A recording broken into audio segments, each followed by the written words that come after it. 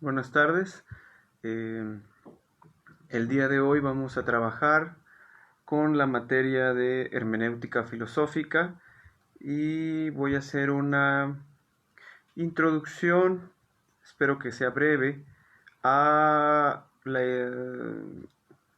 lo que tiene que ver con el libro comprendido entre los siglos 5 o quinto y cuarto antes de Cristo. Esos son los temas que el tema que se va a tratar hoy. El libro en la antigüedad comprendida entre el siglo quinto y cuarto antes de Cristo, en Atenas básicamente, ¿no? Y cómo podemos nosotros acercarnos a, a ese material, a ese material que se publica en esa etapa. Bueno, no publica, ¿no? Pero ¿cómo podemos acercarnos nosotros desde la hora a ese material, ¿no? Bueno, vamos a iniciar. El motivo íntimo de la materia el día de hoy, de la clase el día de hoy, es plantear las líneas hermenéuticas para acercarse al mundo del libro en los siglos quinto y cuarto antes de Cristo, así como formular las preguntas en torno a la definición de texto como un cuerpo intertextual históricamente confeccionado y condicionado, y perfilar algunas posibles respuestas. Voy a leer un fragmento del libro en donde se encuentra la sabiduría del crítico literario Harold Bloom. A lo que leo y enseño solo le aplico 3 criterios: el esplendor estético, fuerza intelectual y sabiduría. Las presiones sociales y las modas periodísticas pueden llegar a oscurecer estos criterios durante un tiempo, pero las obras con fecha de caducidad no perduran. La mente siempre retorna a su necesidad de belleza, verdad, discernimiento. La mortalidad acecha y todos aprendemos que el tiempo siempre triunfa. Disponemos de un intervalo y luego nuestro lugar ya no nos conoce. Bueno, comúnmente he citado estos 3 aspectos, esplendor estético, fuerza intelectual y sabiduría, como 3 requisitos para que todo buen libro pueda captivarnos, ¿no?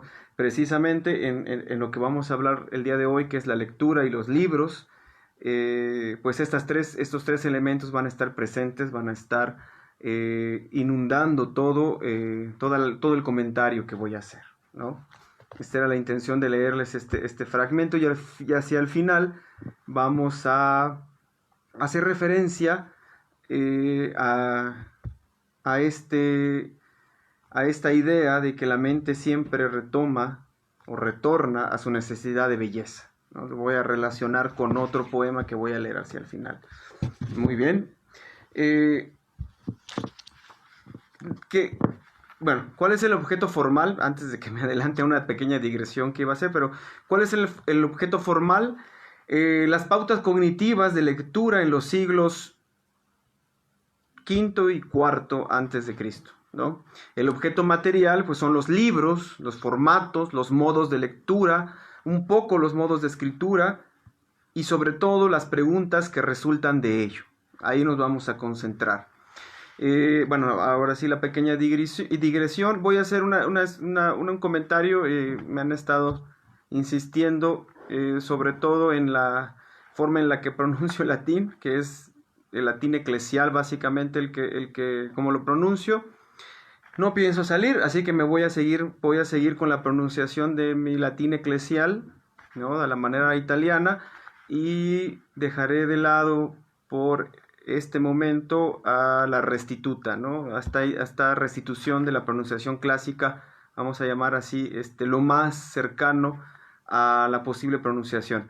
Y llegó un momento dentro de las clases en las cuales ya pronunciaba 3, o sea, decía una palabra, la pronunciaba 3 veces con las 3 maneras de pronunciar, entonces ya me estaba un poco desquiciando, y entonces a los comentarios que recibí, pues me quedo nada más con la escuela italiana de latín. Entonces ahí de ahí ya no voy a salir. Es nada más hacer un pequeño comentario porque ya me tenía un poco nervioso de tener que pronunciar de 3 maneras una palabra, ¿no? Muy bien, esto fue la primera parte de la clase, los motivos por los cuales se va a llevar a cabo la clase. Me voy a basar esta clase en 3 textos, bueno, no en tres textos, ya está la bibliografía que se empleó para la clase ahí enumerada en los comentarios, perdón, en el post. Pero voy a trabajar con base 3 textos, la estructura de la clase. El texto más importante con el que voy a trabajar es de José Alsina, Teoría Literaria Griega, que es un texto muy completo sobre la teoría literaria griega y sobre la historia de la teoría literaria griega, ¿no? Un ensayo de Luis Arturo Guichard, sobre todo la primera parte. Luis Arturo Guichard es maestro de filología griega en la Universidad de Salamanca, tuxtleco, chiapaneco obviamente, mexicano, y en la Universidad de Alcalá de Henares, Salamanca, él está encargado de la materia de filología griega. Entonces, me baso en un texto de él que se llama Acertijos de uso escolar en papiros, tablillas y ostraca.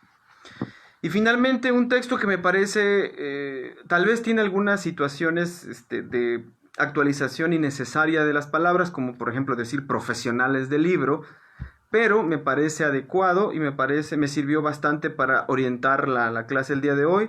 El material se llama 2 tipos de profesionales del libro en la Atenas clásica, sofistas y órficos. Ahorita vamos a trabajar eso.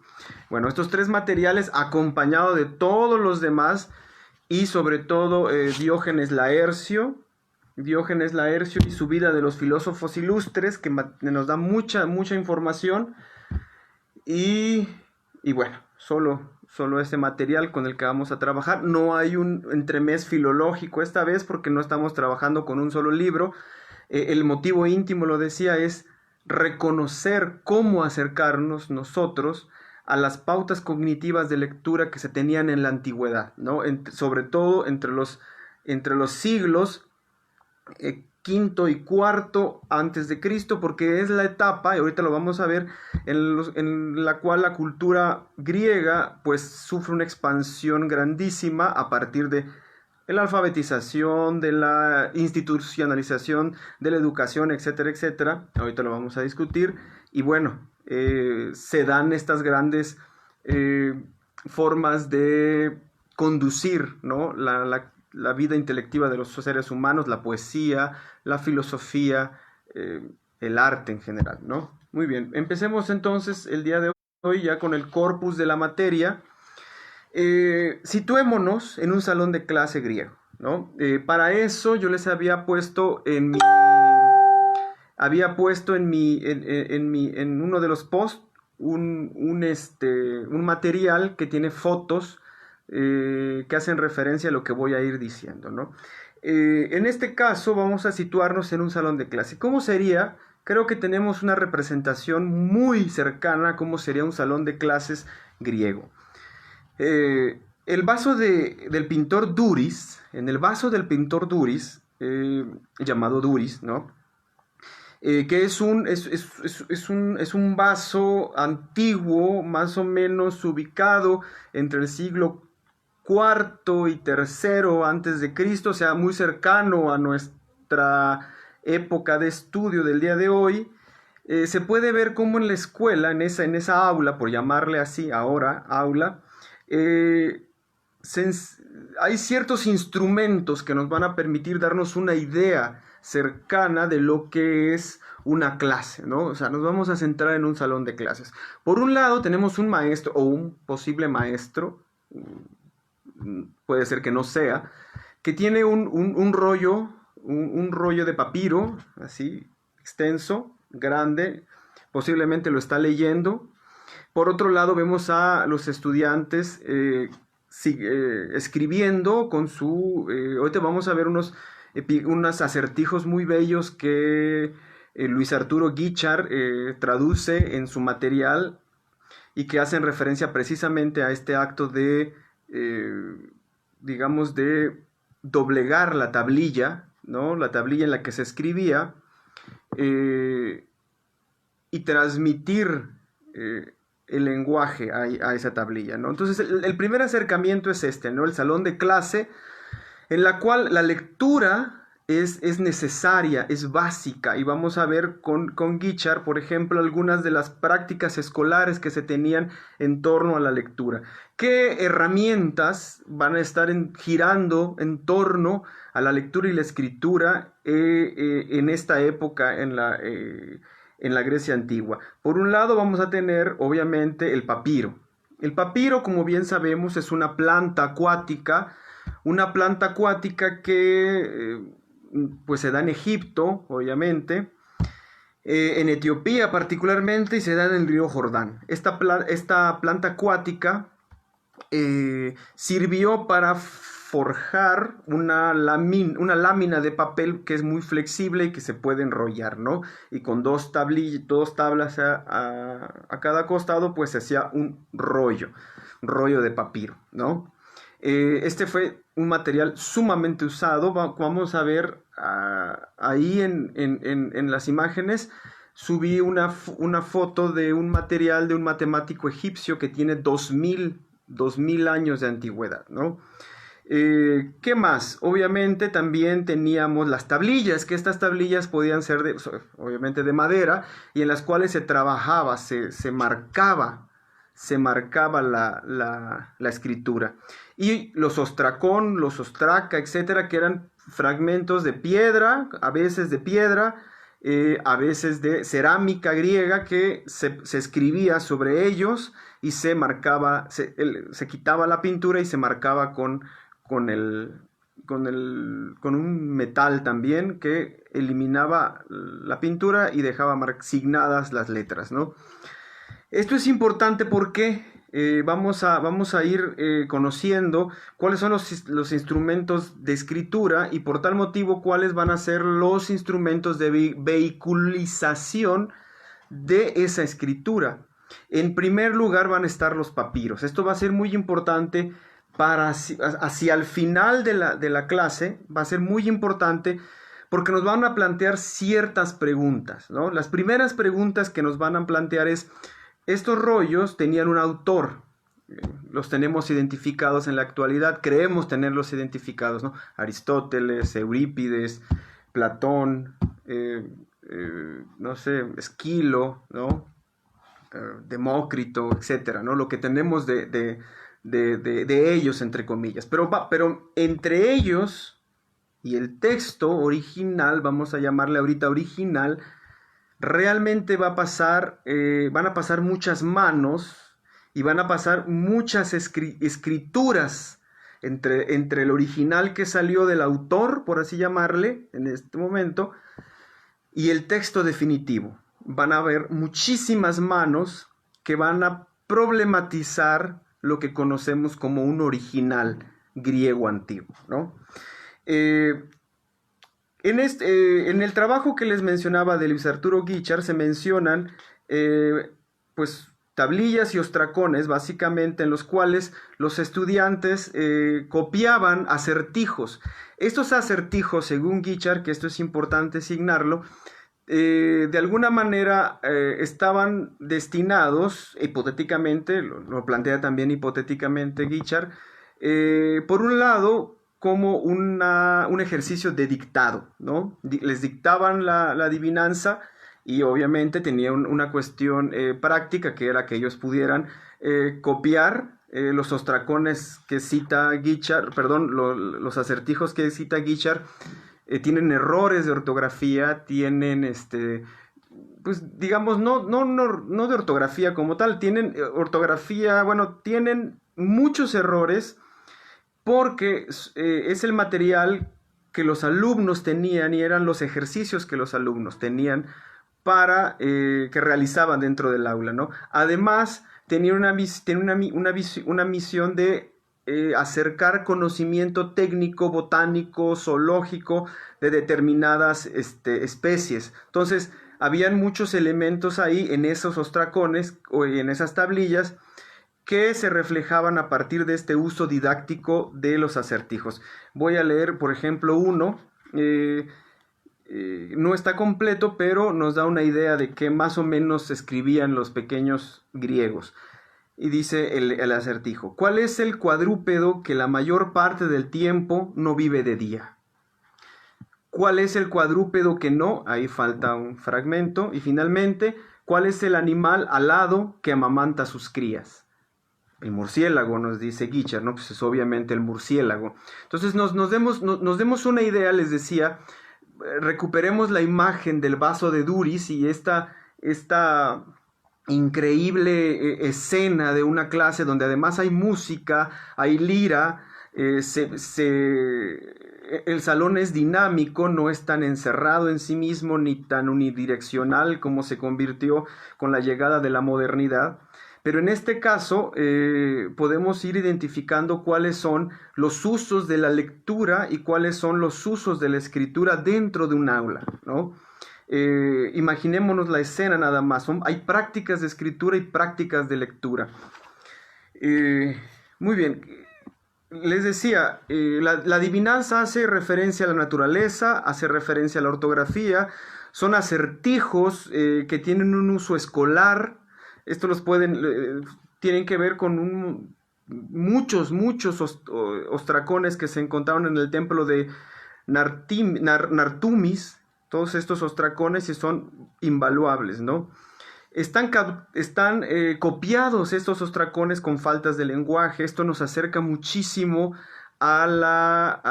digamos, al ser humano que estaba transcribiendo lo que le dictaban.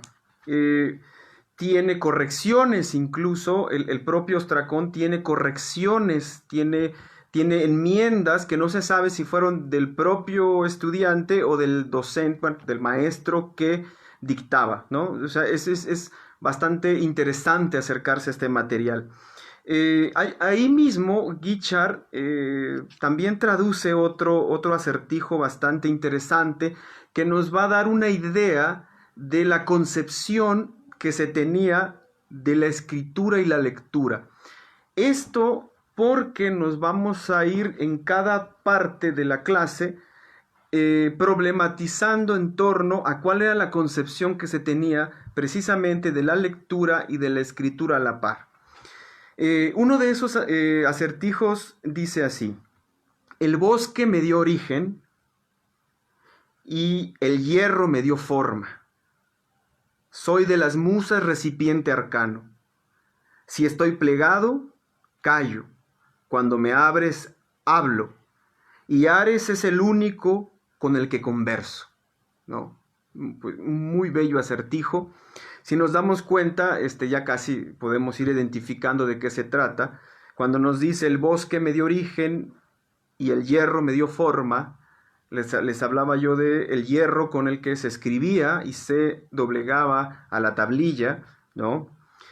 Soy de las musas recipiente arcano. En las clases pasadas de hermenéutica habíamos visto cómo Aristóteles llamaba intérprete del intérprete a este proceso de captar el mensaje de las musas o el mensaje de los dioses, como intermediario Hermes. Por eso Hermes interpretaba lo que le decía Zeus y nosotros interpretábamos lo que nos decía Hermes, ¿no? Y entonces lo que se escribe no necesariamente es producido por la invención humana, sino que pasa por un proceso divino, ¿no? Las musas nos dictan de alguna manera. Por eso dice, soy de las musas recipiente arcano. Si estoy plegado, callo. Cuando me abres, hablo. Precisamente, si pueden ver, les recomiendo que vean el vaso de Duris. Es como una especie de laptop la tablilla, ¿no? Incluso las fake news, o las noticias falsas de pseudociencias y cosas de ese tipo hacen mucha referencia a estas imágenes y las hacen ver como si fueran laptops antiguas, ¿no? Hasta touch, ¿no? Pero bueno, ya sabemos que esos pues son solamente pues procesos para generar información inútil, ¿no? Entonces, al abrirlo podías ver el contenido de las tablillas. Estas son las primeras partes en las cuales, digamos, nos vamos a centrar en este pequeño salón de clases, ¿no? Hay más, ¿no? El acertijo también nos lleva a otro acertijo. Todos son traducciones de Luis Arturo Guichard. No son mías, porque a veces he hecho traducciones para la clase. En esta ocasión, francamente, no hizo ni una sola. Soy negra, blanca, amarilla, seca y húmeda. Y cuando me extiendes sobre la planicie de madera, digo palabras en virtud de Ares y de la mano, aunque no hablo, ¿no? Aquí ya nos podemos ir conduciendo hacia el papiro, por ejemplo.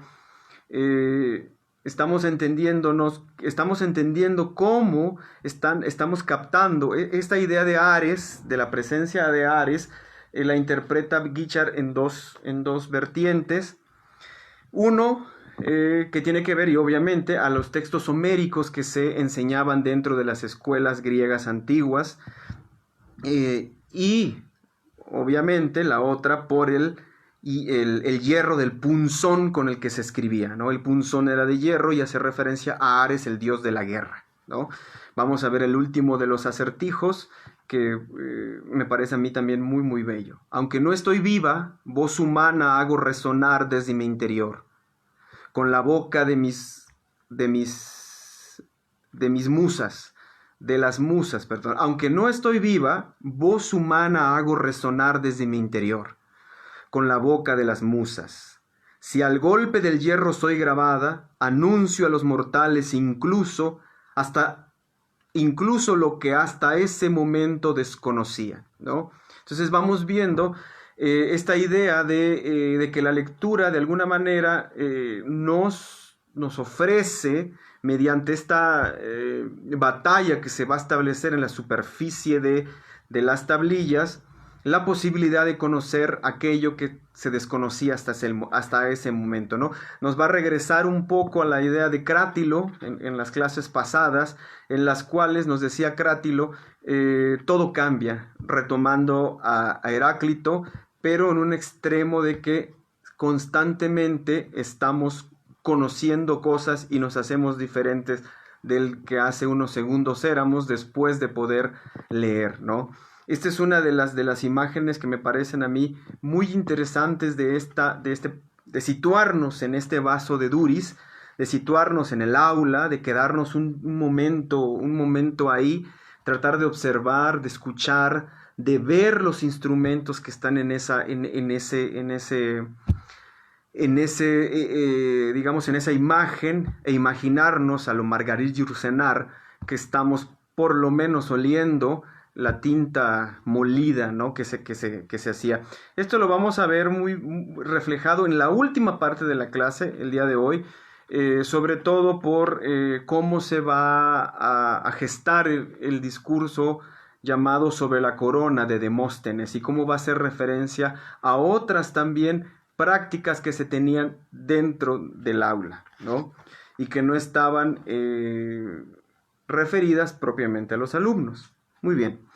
Continuamos entonces. Salgamos entonces ahora del aula, ¿no? Salgamos a las calles, salgamos a la populosa Atenas, nos situemos en la populosa Atenas de Pericles, ¿no? Entre el siglo V y IV. Caminemos por esas calles, así como caminaron Platón, como caminaron Aristóteles, como caminó todos los seres humanos en ese momento, y tratemos de identificar cuáles son las prácticas de lectura que se tienen en ese momento, ¿no?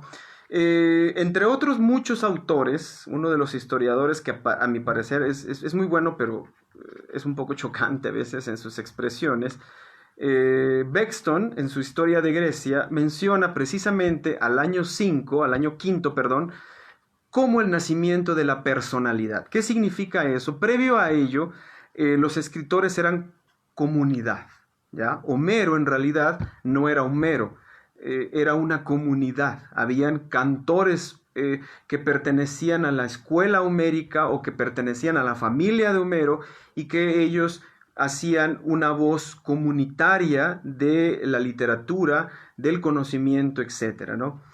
Pero con la llegada del siglo V, y sobre todo con el esparcimiento de la cultura, con el esparcimiento o la ampliación de la alfabetización, entonces se recupera, o poco a poco los escritores, los poetas, las poetas, empiezan a nombrar con su nombre a sus obras, o firmar básicamente, ¿no? Incluso en la escultura.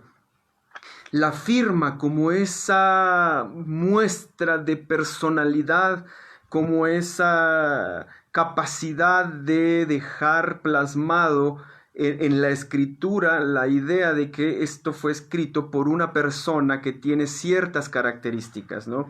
Pero también, y esto nos va a llevar a otros procesos muy importantes, la escritura empieza ya no solo a cantar los hechos heroicos y casi históricos de la humanidad, de Grecia, sino también los aspectos íntimos de los seres humanos, ¿no?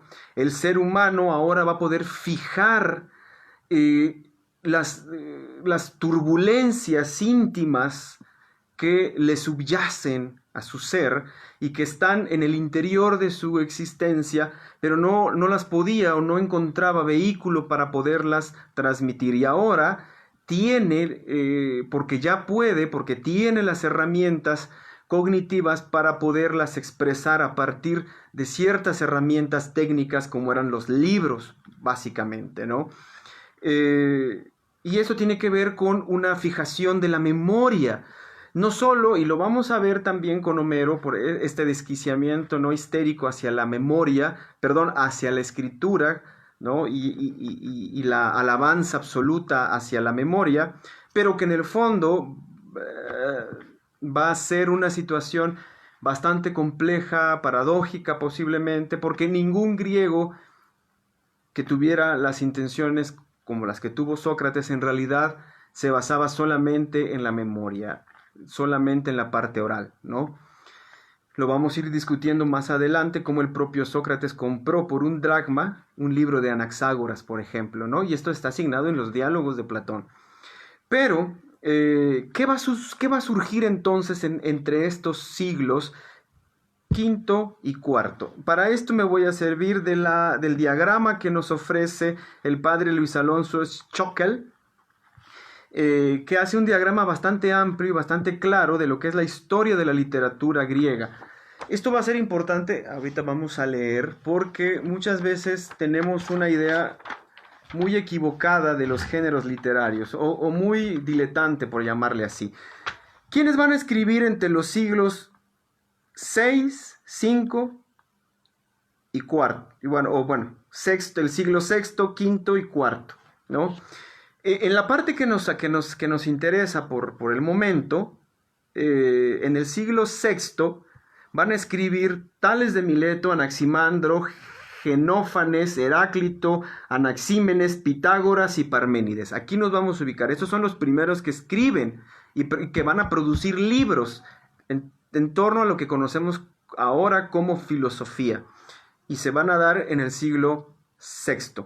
En el siglo V, precisamente van a escribir Empédocles, Anaxágoras, Protágoras, Georgias, Pródico, Calícles, Hipócrates y Sócrates. Aquí van a estar precisamente, y ahorita lo vamos a ver porque este es el otro texto con el que vamos a trabajar, la presencia de los sofistas, profundamente la presencia de ellos. A finales del siglo V y ya entrado el siglo IV, van a estar Zenón y Epicuro. Zenón va a ser importantísimo ahorita porque nos va a dar dos claves de cómo era, cómo se comercializaba el libro en la Grecia antigua, pero también nos va a dar una anécdota bellísima de cómo el pequeñito Zenón, niño, leía y quién le compraba los libros. Esta es una anécdota que nos dice Diógenes Laercio que es muy, muy bella. En el siglo IV, obviamente, van a estar Demócrito, Platón y Aristóteles, ¿no? Para finalizar en el siglo III con Teofastro, Arcesilao, Diógenes y Pirrón, ¿no? Pero lo que nos interesa en este espacio es el siglo V y IV. Y precisamente están ahí Demócrito, Platón y Aristóteles, ¿no? Que son como los paradigmas a seguir. ¿Quiénes en los otros géneros literarios van a estar presentes? En la oratoria van a estar Andócides, Antifonte, Lisias y Sócrates. Y Sócrates va a ser tan importante porque es el primer griego, el primer escritor griego que va a escribir discursos que no tienen la finalidad de ser escuchados auditivamente, sino que tienen la finalidad de ser leídos. Se podría decir que son los primeros ensayos literarios, ¿no? Iseo, Licurgo, Esquines, ahorita vamos a ver también este pobre Esquines en la batalla que tuvo con Demóstenes, ¿no? En la historia, obviamente, Herodoto, Tucídides, Genofonte, Beroso, Manetón y Timeo. En la comedia, estos son los dos siglos de los grandes comediógrafos: Epicarmo, Cratino, Aristófanes, Antífanes, Alexis, Filemón y Menandro. En la tragedia, pues obviamente a Esquilo, Sófocles y Eurípides, ¿no? Y a Dionisio Agatón. En la Oda, Íbico, Simónides, Baquílides, Píndaro en la Oda personal, Alceo, a Safo, a Necronte. En la sátira, a Hiponas, a Nanio. En la elegía, a Minervo, a Teognis. Bueno, obviamente, y en la parte didáctica, a Esopo, ¿no? Este es el gran panorama que nos ofrece el padre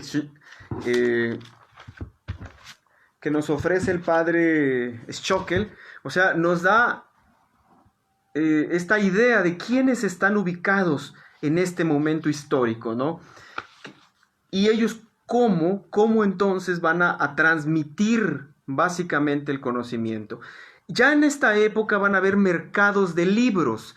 Van a haber, en América le llamamos tianguis, ¿no? Como especie de tianguis en los cuales los libros van a ser vendidos, van a ser comercializados, ¿no?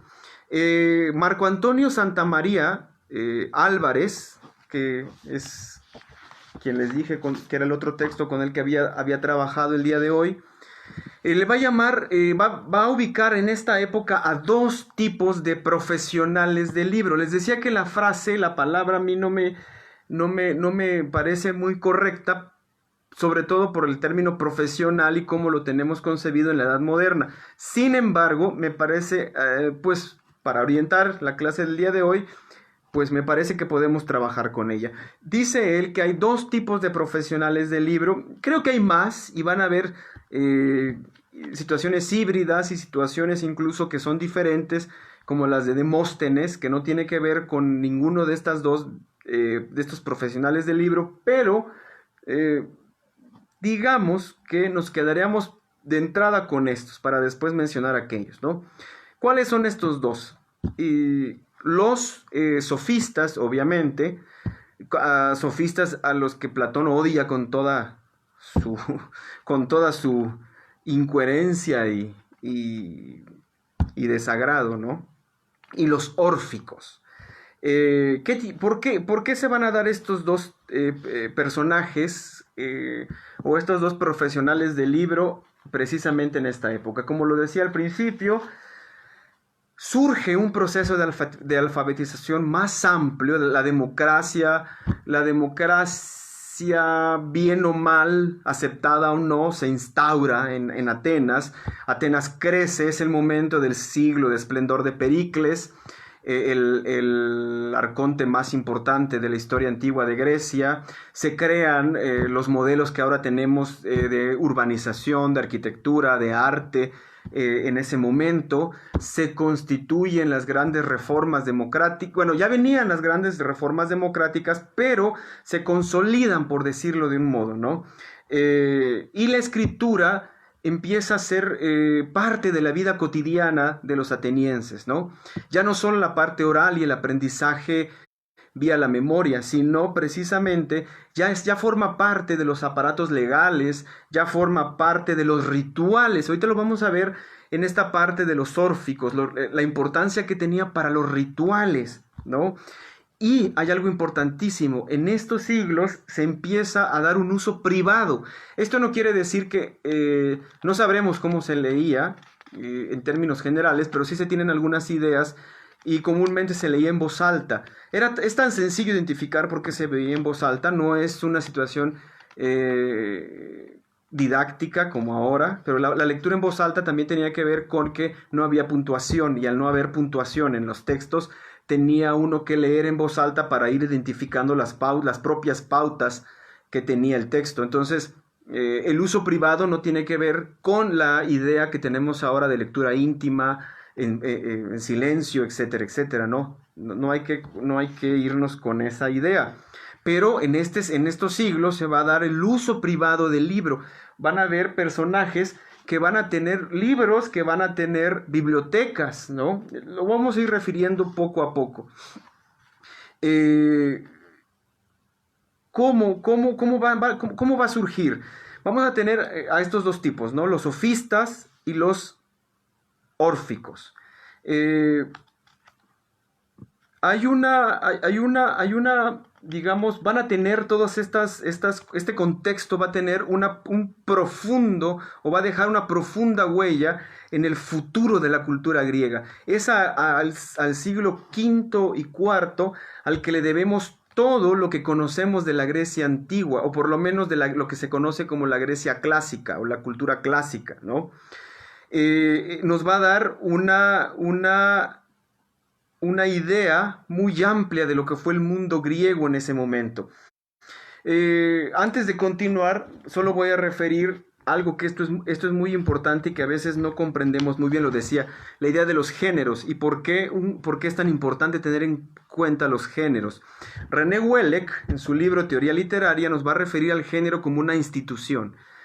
¿En qué sentido lo quiero decir? Porque a veces no cachamos lo que significa una institución en términos que no son materiales, por decirlo así, ¿no?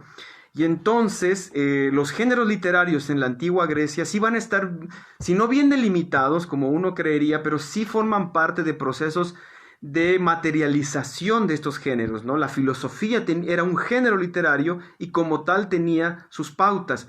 Lo veremos cuando precisamente Platón, uno de los motivos por los cuales va a escribir diálogos es precisamente para deslindarse de los formatos en los cuales se escribía la filosofía en ese momento, ¿no? Pero quiero leerles el fragmento de René Wellek y que nos menciona lo que es un género entendido como una institución. El género literario es una institución, como lo es la iglesia, la universidad o el Estado. Existe no como existe un animal, o incluso como un edificio o una capilla, una biblioteca, un capitolio, sino que existe como una institución. Cabe trabajar, expresarse a través de instituciones existentes, crear otras nuevas o seguir adelante en la medida de lo posible sin compartir políticas o rituales. Cabe también adherirse a instituciones para luego reformarlas. La teoría de los géneros literarios es en principio de orden. No clasifica la literatura y la historia literaria por el tiempo, por el lugar, época o lengua nacional, sino por tipos de organización o estructura específicamente literarias.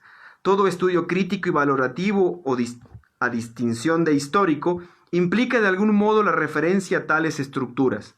Por ejemplo, el juicio sobre un determinado poema obliga a apelar a la propia experiencia y concepción total, descriptiva y normativa de la poesía, aunque por supuesto la propia concepción de la poesía a su vez va modificándose siempre con la experiencia y el enjuiciamiento de nuevos poemas, ¿no?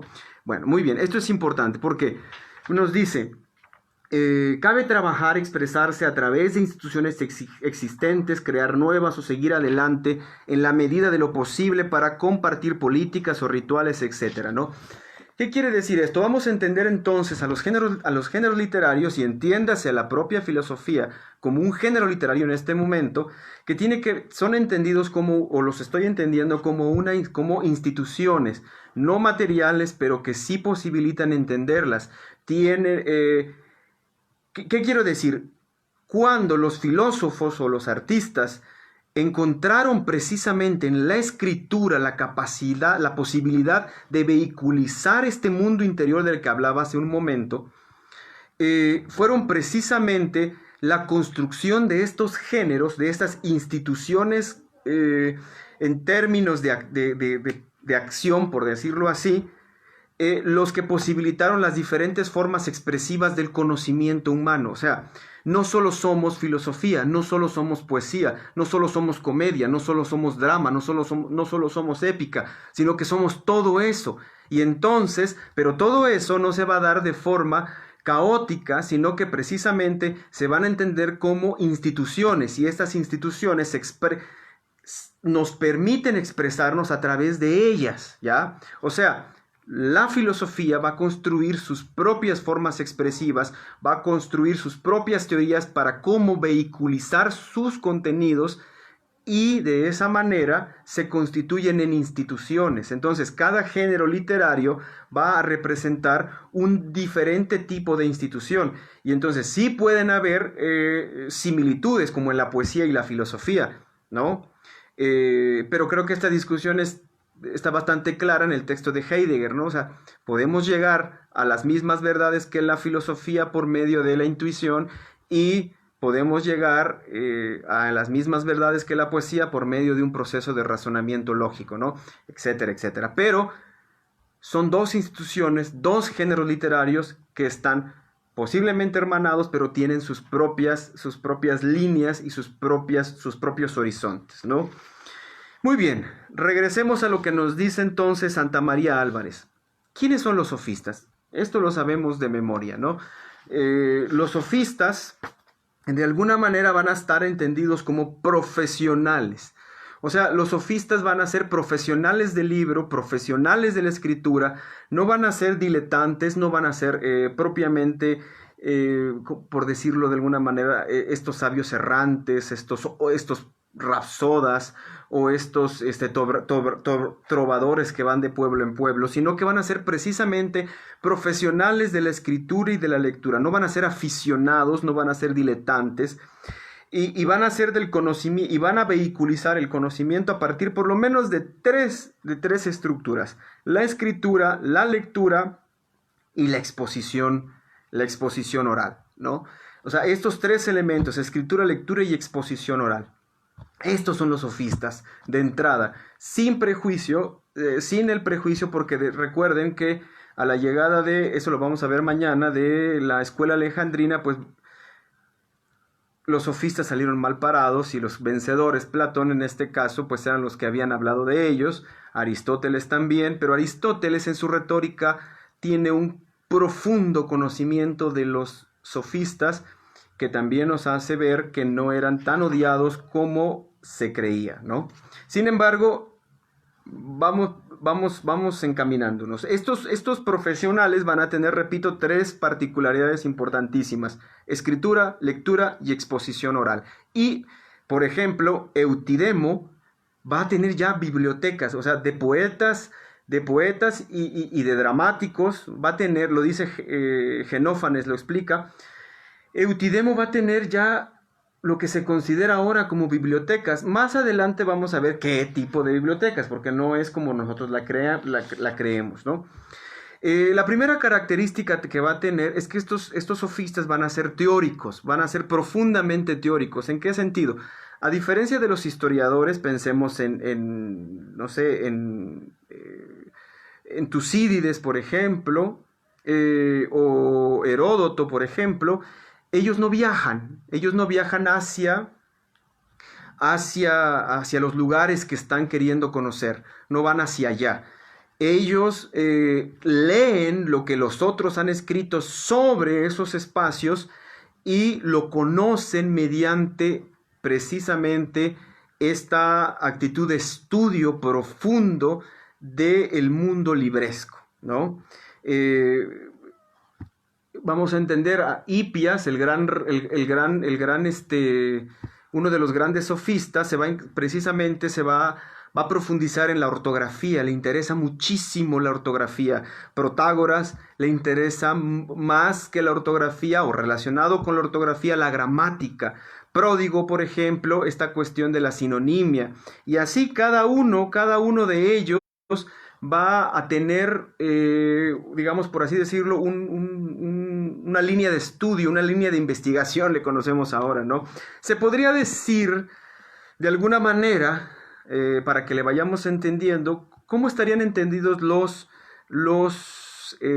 sofistas sin que los académicos se sientan ofendidos y que nosotros los maestros universitarios nos sentamos ofendidos, porque tendríamos un origen increíblemente importante en los sofistas, en sentirse hijo de Hipias, de Protágoras o de Pródico, perdón, eso no es cualquier cosa.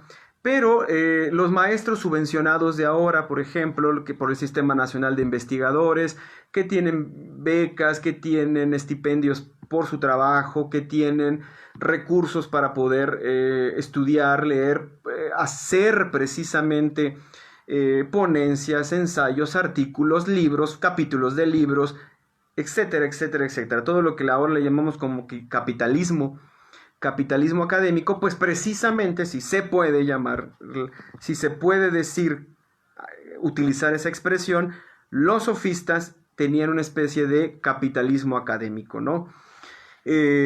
Por eso eran mal vistos, precisamente porque ellos vendían su conocimiento, ¿no? O sea, exigían un pago por sus enseñanzas. Y en la Atenas antigua lo que más se valoraba era la posibilidad de convencer a partir del discurso. Y entonces estos hombres, pues, que tenían sus ojos puestos precisamente en dos partes también, la declamación y la producción de discursos, pues van a tener un campo laboral amplísimo en estos sectores, ¿no?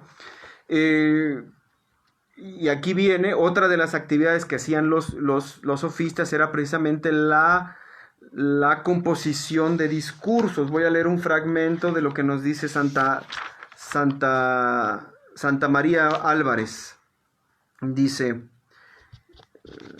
no me adelanto, dice, bueno, cita un fragmento de Alcidamante, dice: se dedican a escribir discursos y por medios inciertos se ufanan dando muestras de su sabiduría y están orgullosos, y habiendo adquirido una parte insignificante de la competencia retórica, reivindican el arte entero, ¿no?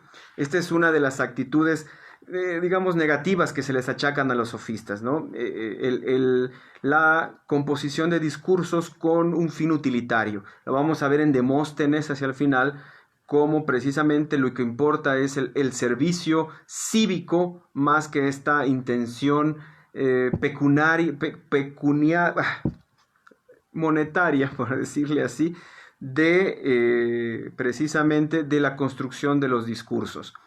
Y tenían como vehículo más valioso a la escritura, ¿no?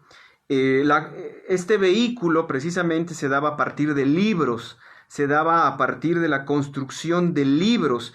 Ellos también van a dar las normas retóricas, son los primeros que van a darle estructura a la retórica.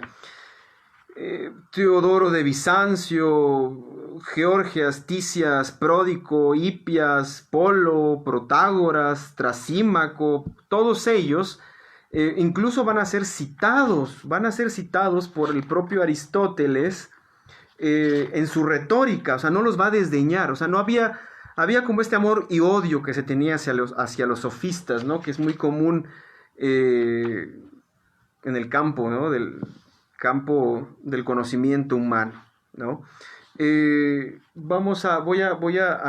Bueno, continúo y después leo algunos fragmentos que tiene precisamente Platón al respecto de esto. Esto es importante porque hay una idea de que el conocimiento no se vende, ¿ya? Esta puesta de lejanía que va a tener Platón sobre todo Platón, y retomando o empleando a Sócrates como su personaje, va a tener repercusión en el ámbito precisamente de las acciones de lectura y escritura, porque precisamente una de las cuestiones negativas que tenía en un origen la lectura y la escritura era que fuera o que tuviera esta capacidad de ser comercio, de que la escritura vista o entendida como la posibilidad de favorecer la sabiduría, entre comillas, o el conocimiento en general, no podía tener fines crematísticos, no podía tener fines monetarios, ¿no? Era el conocimiento por sí mismo, no por lo que podía resultarte como beneficio. Esto lo vamos a ver en la ética de Aristóteles, ¿no? Al principio de la ética de Aristóteles lo va a decir, ¿no? Y entonces la presencia de los sofistas pues era mal vista, sobre todo por, insisto, la amplia gama de personajes filosóficos que van a estar en torno a ellos y que van a ver mal precisamente a estos personajes. Y lo digo porque no creamos que, por ejemplo, que Sócrates era un ingenuo que no leía, ¿no? Leía. Lo va a decir en uno de los diálogos, más al rato lo voy a referir, cómo él compró por un dracma precisamente un libro de Anaxágoras y cómo había leído profundamente no solo la Ilíada de memoria, sino que también la había leído. Esto es importante, ¿por qué?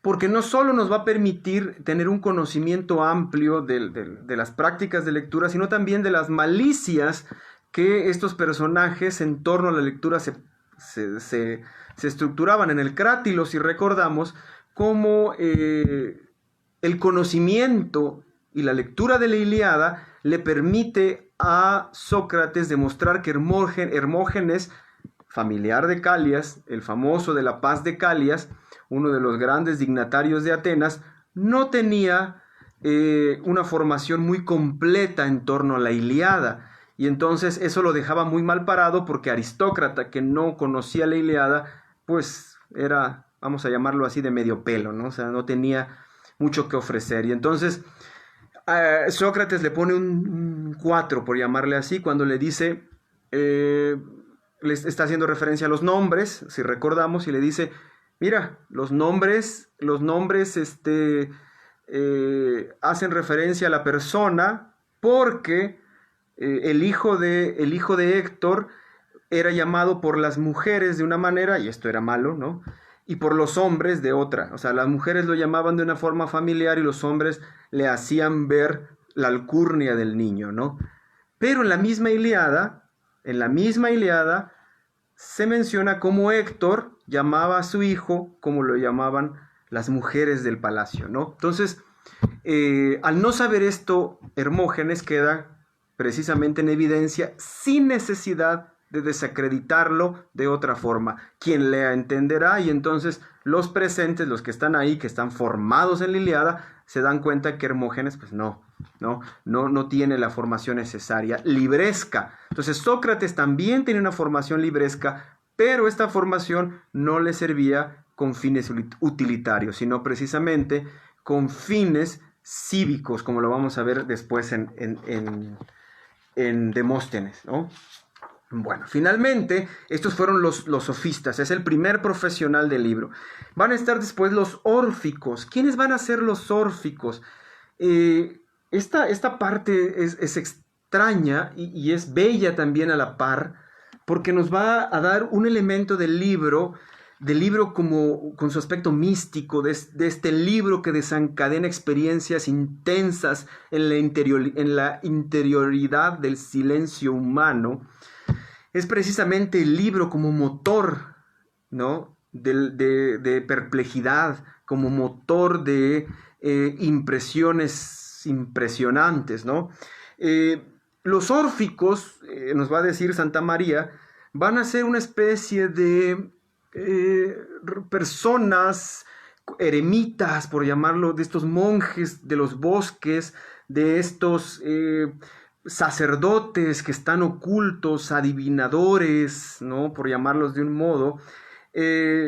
Voy a citar algunos textos que me parecen básicos para entender precisamente quiénes eran los órficos. Los órficos, precisamente porque hacían referencia a un poeta legendario para la Atenas de ese momento, pues precisamente era Orfeo. Estos sacerdotes órficos tenían como figura tutelar a Orfeo y obviamente a Museo también, que también era un poeta antiguo, y sobre Orfeo y Homero, ¿no? Pero Orfeo, porque tenía un carácter místico precisamente Orfeo, y este tipo de sacerdotes usaban los libros de Orfeo como mecanismos para desentrañar procesos místicos. Voy a leer un fragmento de Eurípides, precisamente, en donde habla de cuál era la actitud que se tenía hacia estos personajes, ¿no? En el libro, en el drama Hipólito, se menciona a Hipólito, que era el hijo de Teseo, que al haber cometido una terrible acción con su madrastra y ella se suicida, queda en evidencia su falsa religiosidad, ¿no? Y le va a describir las actitudes que él tenía como falsa espiritualidad, por decirlo así, y hace referencia precisamente a estos órficos. Ya que a tal hondura de inmundicia has llegado, muestra el rostro a tu padre, ven ante él. ¿Y eras tú el que con los dioses hacías alarde de tener trato? ¿Tú el discreto, el exento de toda maldad? ¿No serán ciertamente tus ruinosos alardes lo que me convenzan de que los dioses mismos fueron los que favorecieron tu insensatez? Jáctate ahora de tus regímenes de alimento a base de puros vegetales, y cree que eres discípulo fiel de Orfeo y tente por inspirado. Gallardea con el humo de tus libros, nada vale todo eso, has quedado bien probado como criminal, ¿no? Precisamente vamos a ir identificando a estos personajes que precisamente, y lo vamos a ver hacia el final, hacían o tenían como tierra natal precisamente el libro. Esta metáfora de George Steiner, que me parece hermosa, ¿no? El libro como tierra natal. Aquí va a venir toda una línea de personas, de seres humanos, de poblaciones enteras que van a hacer del libro precisamente su tierra natal, ¿no? Y van a tener experiencias místicas. Nos va a decir también Platón lo siguiente, también nos habla de los órficos, y dice, por su parte, los sacerdotes mendicantes, esto está en la República, por su parte, los sacerdotes mendicantes y los adivinos llaman a la puerta de los ricos y les persuaden de que han recibido de los dioses el poder de reparar, mediante sacrificios y encantamientos que realizan entre regocijos y fiestas, los crímenes que un hombre o sus antepasados hayan podido cometer, y que si quieren dañar a un enemigo, sea bueno o malo, por poco gasto se lo harán los mismos sacerdotes, por medio de evocaciones y vínculos mágicos, ya que según aseguran pueden persuadir a los dioses de ponerse a su servicio, y en todos sus discursos aducen el testimonio de los poetas, Orfeo, algunos de los cuales abren fácil camino a la maldad, como el que dice que fácil cosa es llegar todos en masa a la maldad, porque el camino es llano y está muy a nuestra vera, pero ante la virtud pusieron los dioses el sudor. Y nos va a decir otro fragmento para finalizar con esto, con apoyo de el montón de libros que presentan de Museo y Orfeo, de quienes afirman ser descendientes de la luna y de las musas, arreglan sus sacrificios y hacen creer no solo a los particulares sino a las ciudades, que por medio de sacrificios y juegos placenteros pueden ser absueltos y purificados de sus delitos, sea en vida y aún después de la muerte. Iniciaciones en los misterios llaman a estas prácticas que nos eximen de los males del más allá y que no se puede omitir sin exponerse a un destino terrible. Muy bien, esto nos lo dice Platón en la República, ¿no? Vamos entendiendo las prácticas. Son importantes las prácticas rituales que van a tener los órficos, la vida vegetariana de entrada, la vida retirada también, la vida de como adivinadores del futuro, del pasado, del presente y de los destinos humanos, pero también la presencia del montón de libros, como dice Platón, ¿no? El montón de libros que van a tener ellos como representantes de una sabiduría que nos permite tener ruta y destino, ¿no? Voy a leer finalmente, ya para cerrar esta parte, esta primera parte de la clase, precisamente con un discurso que nos va, la parte final del discurso sobre la corona de Demóstenes. en la cual, con la intención de denostar a Esquines, su contrincante, le va a hacer notar que él, Demóstenes, tuvo la suerte por su situación económica de ir a la escuela y por tal motivo hizo un uso cívico de los libros. Y un uso cívico de los libros equivale a hacer un uso del bien común, ¿no? Al contrario de él, dice que iba a la escuela ciertamente porque era hijo de un maestro, pero iba a la escuela a moler las tintas para los punzones, a limpiar los bancos donde se sentaban los alumnos y a tener limpia la escuela, ¿no? Desagradable comparación de Demóstenes, pero nos va indicando la ruta, ¿no? Nos dice también Demóstenes al final de su discurso sobre la corona, que es precisamente esta calidad de pobreza en la que se encontraba Esquines el que lo va a llevar al mundo órfico. Y nos va a decir, y cuando te hiciste hombre, mientras tu madre practicaba sus iniciaciones, tú le leías los libros y colaborabas con ella en la preparación de lo demás, revistiendo por la noche con piel de cervato a los que se iniciaban, escaseábales el vino de las crateras, purificándolos, frotándolos con arcilla y saludándolos, haciéndoles levantar tras la purificación y mandándolos decir, huí del mal y encontré el bien. Te jactabas de que nadie había lanzado nunca alaridos semejantes, y yo al menos así lo creo, pues no os imaginéis que éste con quien tan fuerte voz habla, o sea, Esquines, no aullara de forma brillantísima, ¿no?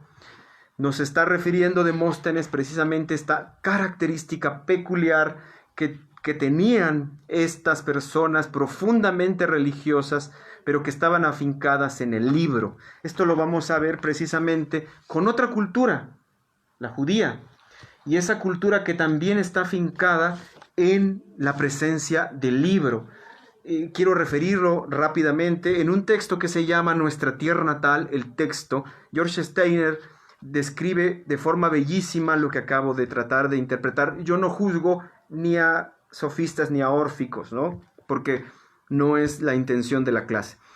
Pero si me inclino a reconocer las diferentes expresiones de lectura que van a tener precisamente estas dos maneras de entender a la lectura y al libro, ¿no?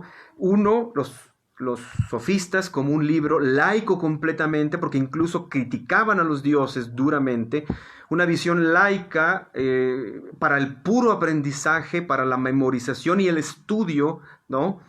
Con una visión como muy universitaria actualmente, y la otra que es el uso místico, íntimo, silencioso en términos de situación mística del propio libro. Y va a decir Steiner en su texto, este llamamiento a la respuesta responsable, tomemos, la frase de, no me quiero meter por estos bretes porque son otras ideas, pero aquí está.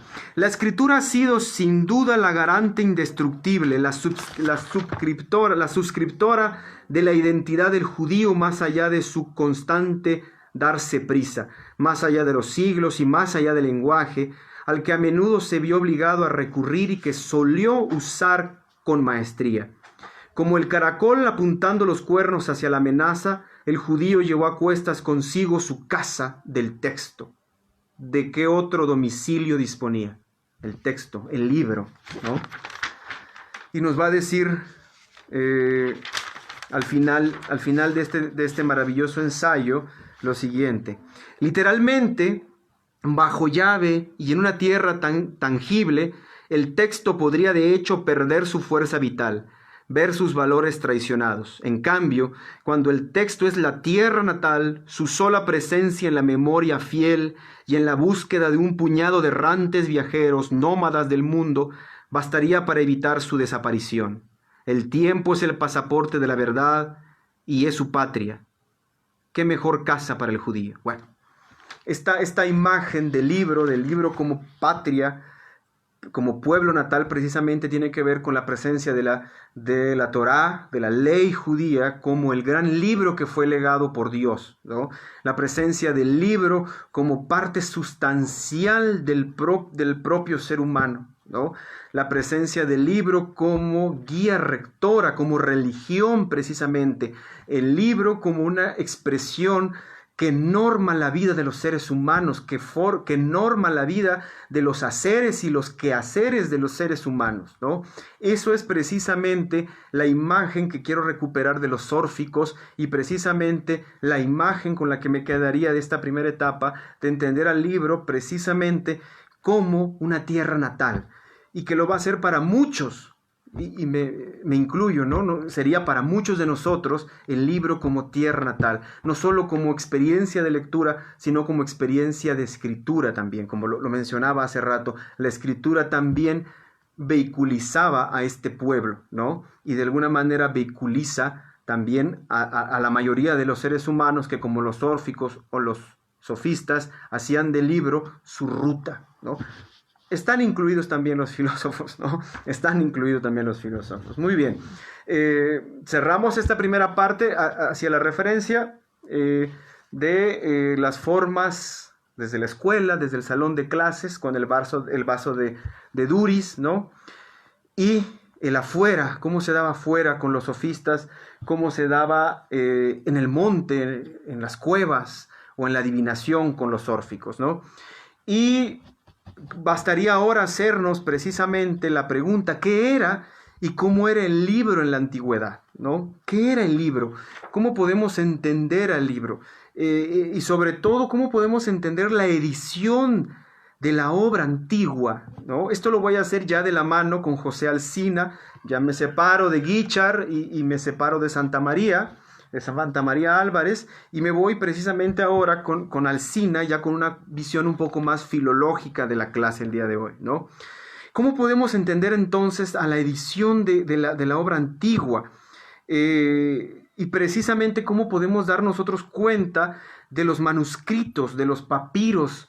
Entendamos que el libro antiguo va a estar referido precisamente mediante papiros, mientras también por citas indirectas de la tradición, listas de escolios, de comentarios, y todas estas estructuras precisamente van a establecer una edición de lo que podríamos llamar actualmente una obra, entre comillas, original. Ahorita la vamos a problematizar. Mañana vamos a trabajar con otras herramientas, con otros libros. Hoy no los voy a nombrar, los tengo aquí todos, pero no los nombré en la bibliografía que publiqué el día de hoy, así que no los voy a situar. Pero bueno, nos concentremos entonces en el siglo, otra vez, V y IV antes de Cristo. ¿Cómo es el libro en la antigua Grecia? Ya no estamos hablando de la afuera ni del adentro, sino estamos hablando de cómo van a surgir estos libros. Ya lo habíamos dicho al principio, estos libros van a surgir en lo que tradicionalmente se habla o se conoce como el despertar de la personalidad. ¿Dónde lo vamos a ver enmarcado? En los poetas líricos, ¿no? Ya conocemos a Safo, conocemos a Alcmeón, conocemos a Teognis, conocemos a todos estos poetas que ya tienen la marca de la personalidad.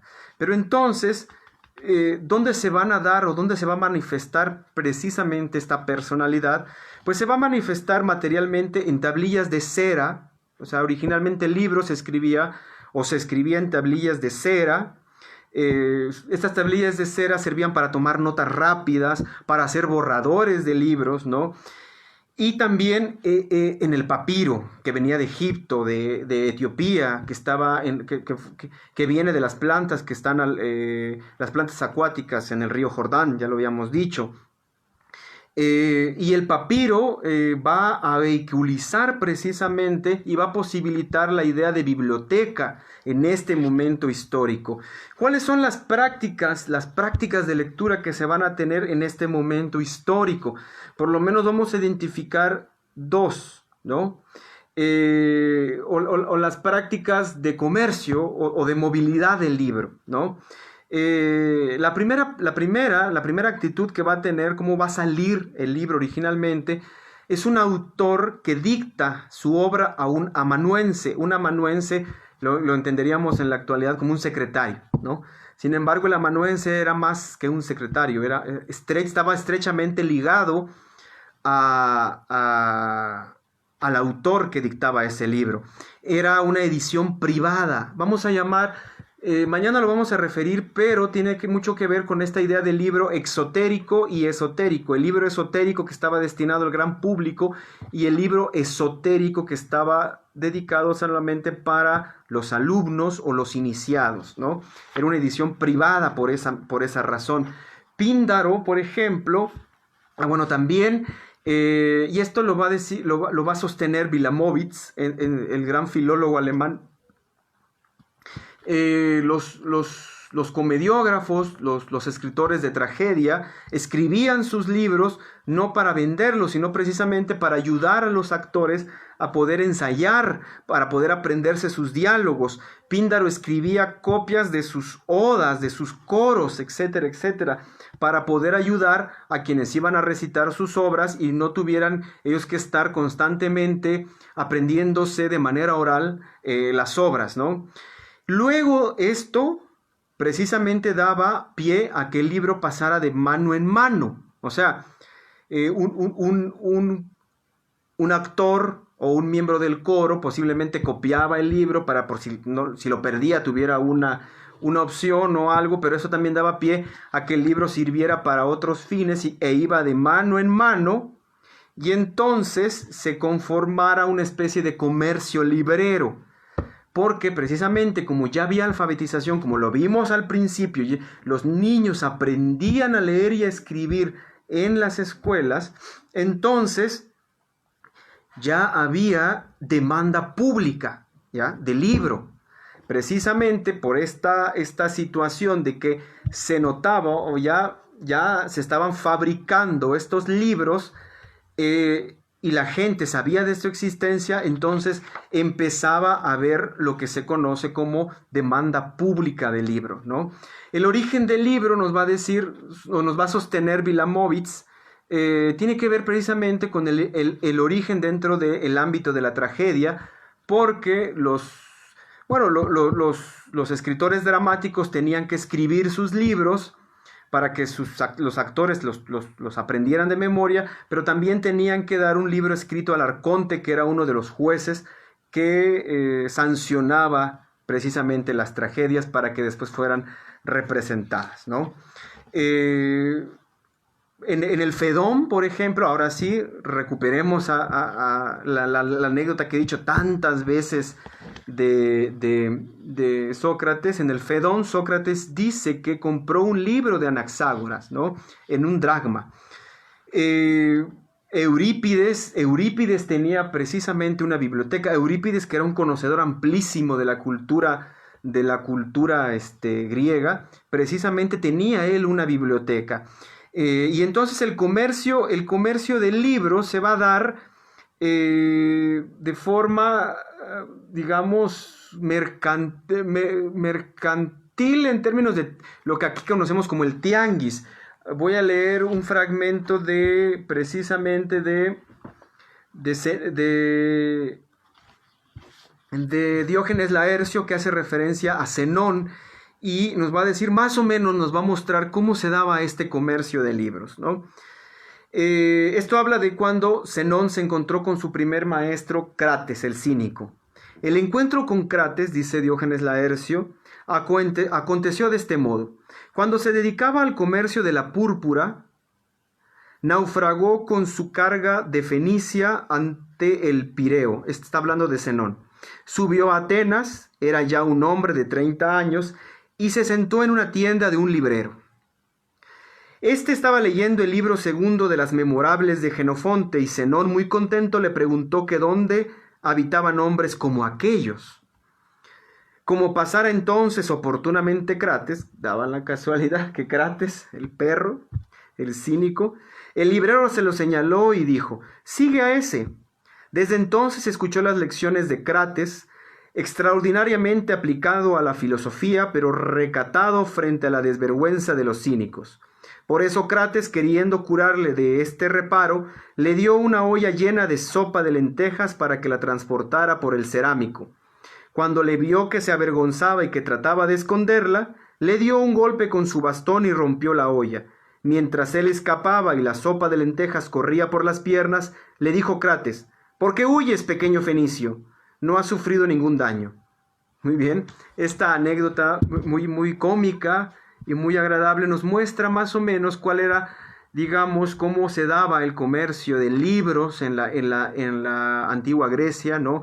Ya había lo que se podría decir como mercaderes de libros propiamente, los libreros que conocemos en la actualidad, ¿no? Pero estos libreros, pues eran los que de alguna manera comerciaban. Vamos a ver más adelante cómo llegó incluso a hacerse un comercio amplísimo de los libros. Jenofonte nos va a referir una anécdota en la expedición de los 10.000, muy importante, sobre este hecho precisamente, ¿no? Y entonces, Zenón va a conocer a la filosofía mediante un librero, mediante una persona que estaba leyendo a Jenofonte, y Zenón, inspirado precisamente por este libro y por este tipo de escritura, por esta institución como género literario, es precisamente el camino que lo va a conducir hacia la filosofía, ¿no? El libro propiamente. Muy bien, pues continuamos. Estamos hablando del 336 Zenón, ya un poquito más para allá. En este momento, eso lo vamos a ver porque esto es muy importante. La idea que tenemos de derecho de autor en la actualidad es completamente desconocida en la actualidad. No importa el derecho de autor, ¿no? ¿Quién es el dueño de la obra? El editor, no el autor propiamente dicho, ¿no? Vamos a hacer referencia precisamente al contenido, digamos, a la estructura del libro. ¿Cómo eran los libros entonces, no? Primero vamos a hablar de la ilustración, cómo se colocaban los títulos, y finalmente algo que se conoce como interpolaciones, justificaciones y eliminación, ¿no? La ilustración. En el post que les indicaba al principio subí una imagen de cómo estaban escritos, y esto es una imagen de un texto de hace 2000 años, 2000, ya casi 2000 años antes de Cristo, de un texto de matemáticas de un egipcio que puso problemas y ahí puso los problemas para que sus alumnos pudieran resolverlos. Pero ese libro o ese material es muy similar a cómo el libro era ilustrado, sobre todo en los textos, como les decía yo, el de Hipócrates de Quíos, que tenía tratados geométricos y entonces tenían que ser ilustrados. No solamente era puro texto, sin puntuación, como se los decía hace rato, sino que también eran textos que tenían ilustraciones. Podemos ver, si revisamos los materiales, los códices, etcétera, cómo estos libros tenían los triángulos o las figuras geométricas que se necesitaban para tal fin, pero estaban ilustrados, ¿no? Ahmes es el material que les digo, de este egipcio que en el 2000 antes de Cristo precisamente ya ilustraba sus materiales, ¿no? Y estos materiales precisamente se hipotetiza que los libros antiguos en la Grecia antigua también tenían ilustraciones, no solo estaban acompañados de puro texto, ¿no? Muy bien, ahora el título, ¿cuál va a ser? Esto es importante porque la mayoría de los textos antiguos no van a tener un título como tal, ¿ya? Algunos sí, algunos van a tener títulos, van a ser identificados. Por ejemplo, Platón en el Político cita al sofista que tiene, o sea, que es el sofista que como título lleva el sofista, ¿no? Mexeno es citado por Aristóteles en su retórica, pero como Mexeno, pero el título original de este Mexeno seno no es mexeno, sino que es el epitafio, ¿no? Y el banquete, por ejemplo, como lo conocemos en la actualidad, no se llama el banquete, sino que se llama el discurso sobre el amor. El Fedón, como lo conocemos en la actualidad, no es el Fedón, sino tratado sobre el alma. Esto lo va a referir Aristóteles, ¿no? En su retórica. Entonces, nosotros tenemos, digamos, va a haber entre el original, aquí ya empieza a descollar la clase, ya empieza a finalizar la clase del día de hoy, y las grandes preguntas que nos vamos a plantear. Los títulos eran arbitrarios en la antigüedad, o eran in medias res entre arbitrarios y convencionalmente colocados, ¿no? Porque muchas veces el título era la primera parte del libro, la primera expresión que se tenía, o por ejemplo eso pasa con las obras de Demócrito, ¿no? Que es sobre el alma, sobre la palabra, etcétera, ¿no? Y son las primeras letras del material, no son los títulos como tal, ¿no? Entonces, estos títulos, incluso cuando los vamos a ver más adelante, el día de mañana, cuando hablemos de la escuela de Alejandría, y por ejemplo Andrónico de Rodas colocó los títulos de las obras de Aristóteles. Aristóteles, sus libros no tenían títulos, ¿no? Y es Andrónico de Rodas que va a dar la estructura que conocemos, va a dar títulos, va a dar formas, capítulos, etcétera, ¿no? Entonces no estamos hablando de un material que haya sido pensado como tal, ¿no? Sin embargo, esto no quiere decir que no tengamos posibilidad de identificar, ¿no? Estos materiales por medio de algunos títulos que sí se manejaban en la antigüedad. Yo les decía el Tratado sobre el alma, por ejemplo, Tratado sobre el amor.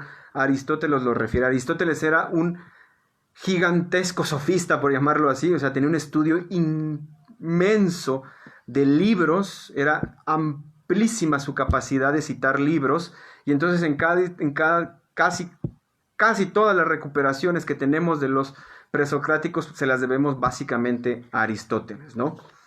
Muy bien, y finalmente nos vamos a enfrentar a tres aspectos que son profundamente arraigados en la cultura del libro antiguo: las interpolaciones, las adiciones y los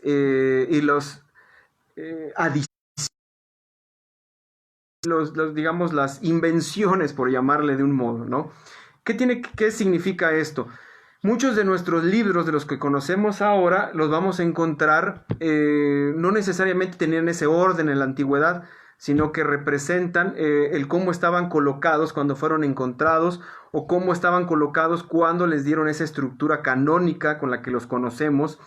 Pero también el editor tenía el derecho de ponerle adiciones. Si pensaba que esta parte le faltaba algo, le agregaba de su cosecha y le pedía a otra persona que escribiera un material ahí.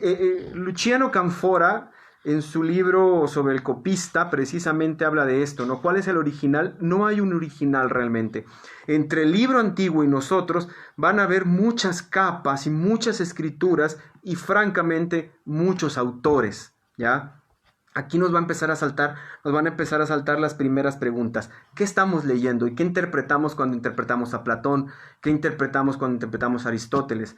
¿Qué interpretamos cuando interpretamos a los más inaccesibles presocráticos, o a los cínicos, o a los escépticos, etcétera, etcétera, etcétera, ¿no? ¿Qué estamos interpretando? ¿A quiénes estamos interpretando? ¿Estamos interpretando realmente a Aristóteles o a sus alumnos que hacían adiciones? O a sus alumnos que escribían sus propios libros, pero ponían el nombre, como Pitágoras, ponían su nombre porque no podían hablar todavía, sino que tenían que respetar a la imagen del maestro, ¿no?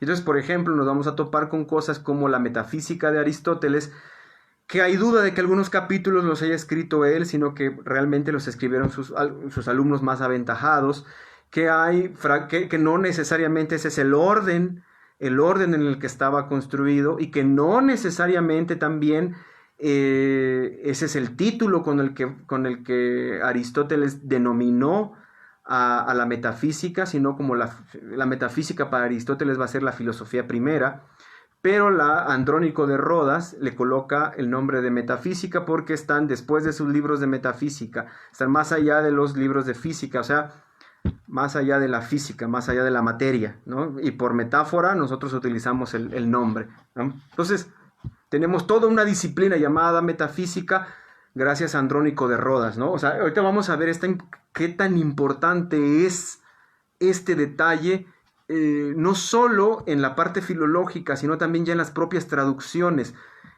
¿Qué incidencia para el conocimiento humano tienen estos fenómenos, ¿no? Vamos a entender entonces que los rollos de papiro estaban entendidas como obras literarias, pero estos rollos estaban divididos en libros y en capítulos, pero estos capítulos estaban divididos por los jarrones en los que estaban contenidos todos estos papiros. Entonces le llamaban tomo, teucos, como el Pentateuco, por ejemplo, Pentateuco, que es 5 libros, porque en las vasijas, que también teuco eran griegos, se le denomina vasija, las pentadas, como se llamaba, las pentadas se colocaban 5 libros en cada vasija y se iban separando, y cada vasija se fue denominando con el paso del tiempo con el nombre de tomo, ¿ya? Entonces el tomo 1, el tomo 2, el tomo 3, o sea, la vasija 1, la vasija 2, la vasija 3, que tiene 5 libros. El ejemplo es el Pentateuco, ¿no? Y además también tenía que ver con la cantidad de libros que entraban en las cajas que transportaban estos libros a otras regiones de Grecia, ¿no? Esto nos lo dice, por ejemplo, vamos a encontrar referido en Jenofonte, en el libro La expedición de los 10.000, nos dice: los tracios que habitan estos parajes tienen dividida la costa por medio de mojones, dentro de cuyos límites cada pueblo saquea los buques que encallan en la costa. Antes de poner estos términos, según decían, muchos murieron disputándose entre sí las preseas. Se encontraban allí muchos lechos, muchas arias, muchos libros y muchos otros objetos que los navegantes llevaban en cajas de madera, ¿ya? Esto está referido a cómo de Grecia salían hacia el mar Muerto, donde habían otras regiones griegas también, cajas con libros, o sea, este era el comercio propiamente del libro, pero también el cómo viajaban determinaba cómo nombrar las partes en las cuales se iba estructurando el libro. Entonces, el libro en la antigüedad no tiene, o sea, es una metáfora el libro actual del libro antiguo, ¿no? No es el libro como lo conocemos ahora, el libro que se tenía en la antigüedad, ¿no? Ni siquiera sabemos si realmente estamos leyendo al autor o a un... bueno, y además, por ejemplo, Canfora nos va a decir, los copistas medievales también le agregaban de su cosecha a los autores a los autores antiguos griegos, ¿no? O sea, el copista del monasterio que recibía el material, agarraba la copia y la transcribía, pero si encontraba detalles que le parecían errores o le parecían huecos o le faltaba algo que no estaba ahí, pero que seguramente lo pensó el autor original, le agregaba el copista, ¿no? Le agregaba también su estilo. Si encontraba que era un poco árido, le agregaba su estilo. Si encontraba que le faltaba algo que no estaba bien planteado, le agregaba el copista, ¿no? Y entonces ya tenemos entre nosotros el autor, el editor, ¿no? El autor, el editor, el otro que de alguna manera el discípulo que agrega y que escribe libros enteros a nombre de su maestro, ¿no? Y ahora le agreguemos el copista. Entonces tenemos toda esta serie de autores en torno al libro antiguo, ¿no? La traducción manuscrita medieval fue importantísima para la recuperación de libros antiguos, pero también para la transformación de los libros antiguos, ¿no? Entonces, eso también hay que tenerlo siempre presente, ¿no? Bueno, vamos cerrando entonces. ¿Cuál es la pregunta entonces que nos asalta?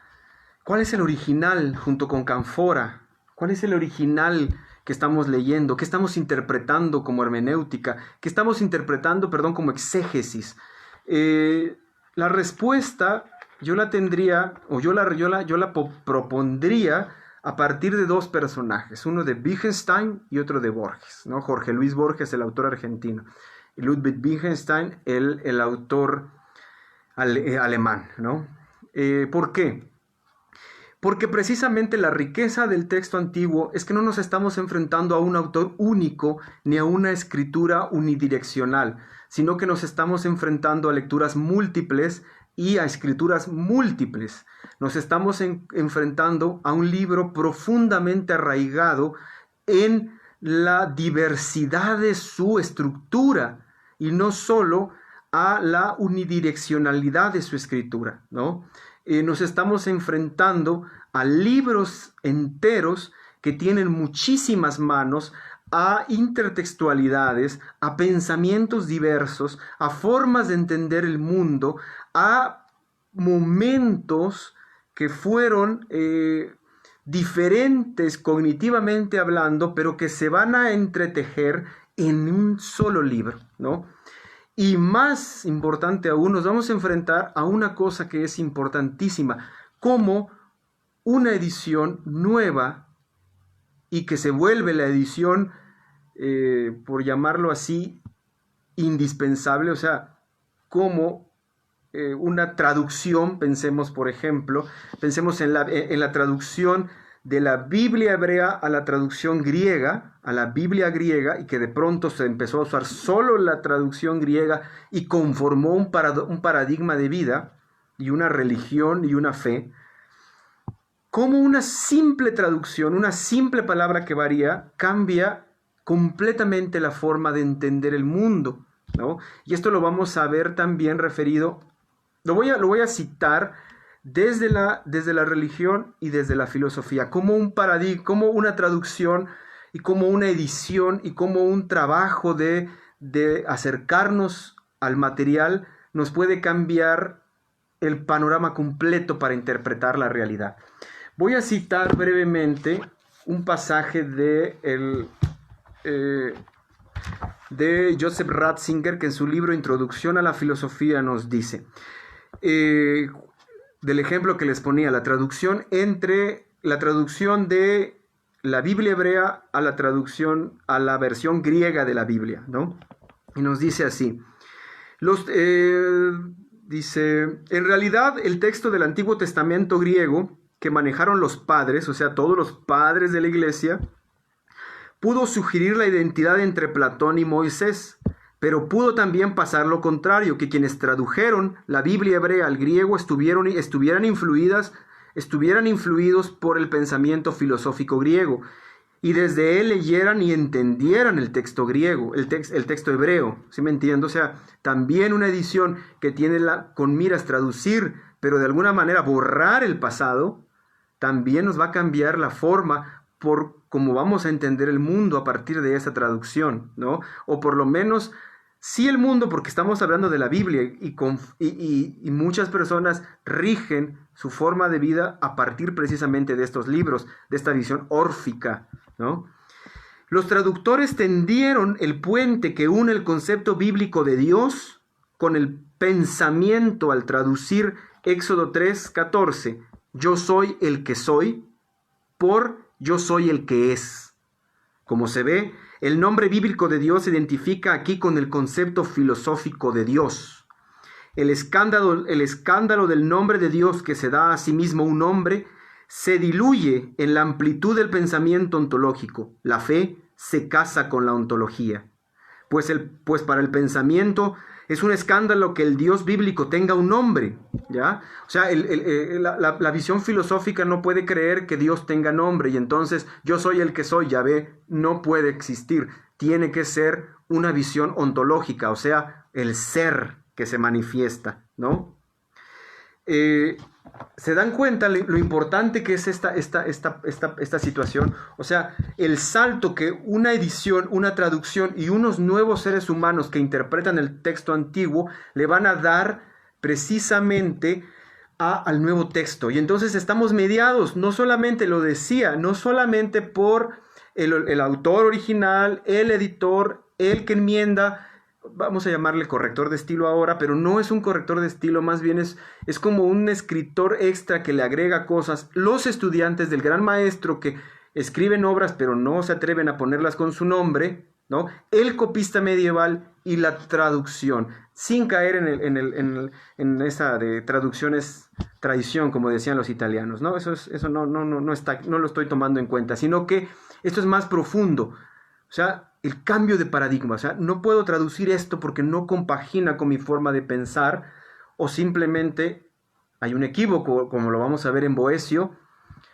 y cambio el paradigma precisamente porque el Dios bíblico no puede ser persona, o sea, no puede ser humano para tener un nombre. Tiene que ser ontología, tiene que ser la manifestación del ser, ¿no? Entonces cambia completamente, hay un corte y completamente se modifica una visión entera, y con ella trabajaron los padres de la iglesia.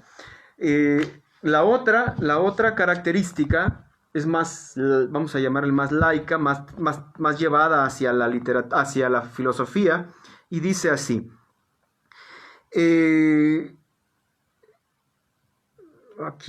Aquí está. Chenau ha denominado al siglo XII después de Cristo la etas boetiana. ¿Qué significa esto? La era de Boecio, ¿no? O la era boeciana. Nos recuerda que durante esta época los filósofos griegos eran conocidos en el claustro a través del sabio romano, o sea, Boecio. Pero al escribir en latín, Boecio confundió lo que Aristóteles había diferenciado. Boecio tradujo como abstractio lo que en Aristóteles eran dos palabras diferentes. La primera palabra es koritzein, que significa separar.